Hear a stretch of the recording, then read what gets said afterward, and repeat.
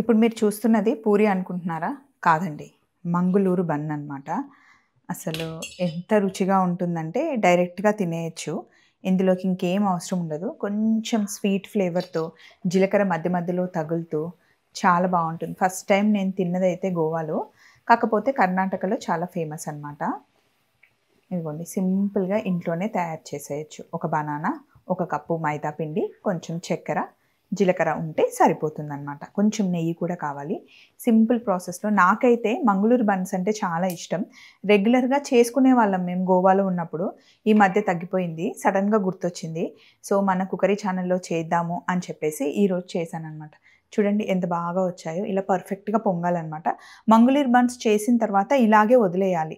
గాలికి వదిలేస్తేనే అవి అలా స్టిఫ్‌గా ఉంటాయి. అవి తీసి బాక్స్‌లో పెట్టామంటే సాఫ్ట్‌గా అయిపోతాయి.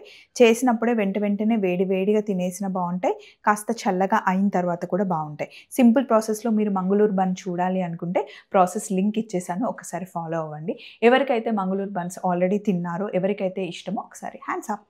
చలో మరి. By by.